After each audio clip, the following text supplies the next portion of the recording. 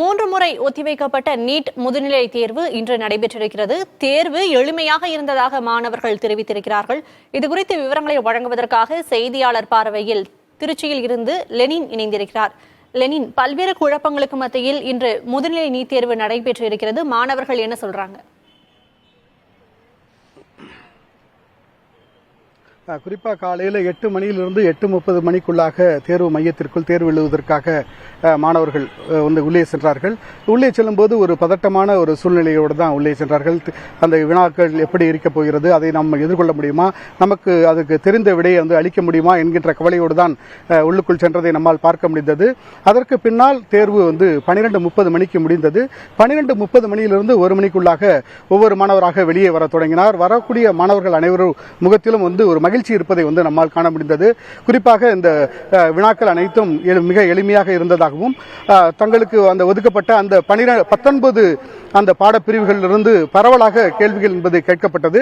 அதிலும் குறிப்பாக மகப்பேறு மருத்துவம், அறுவை சிகிச்சை, பொது மருத்துவம், இந்த பாடப்பிரிவுகளில் கூடுதலான கேள்விகள் என்பது கேட்கப்பட்டது. அதற்கெல்லாம் எளிமையாக எங்களால் பதிலளிக்க முடிந்தது என்று மாணவர்கள் தெரிவித்திருக்கிறாங்க.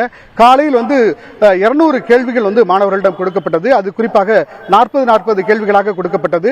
அது கம்ப்யூட்டர் மூலம், ஆன்லைன் மூலமாகத்தான் இந்த தேர்வு என்பது நடக்கிறது.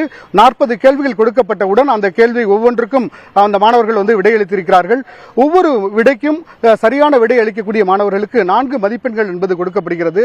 ஒருவேளை தவறாக மதிப்பெண் தவறான விடை அளித்திருந்தால் அந்த வினாவிற்கு ஒரு மதிப்பெண், ஏற்கனவே பெற்ற மதிப்பிலிருந்து ஒரு மதிப்பெண் கழிக்கப்படும். அப்படிங்கிற சூழ்நிலையில தான் அந்த தேர்வை சந்திச்சிருக்காங்க.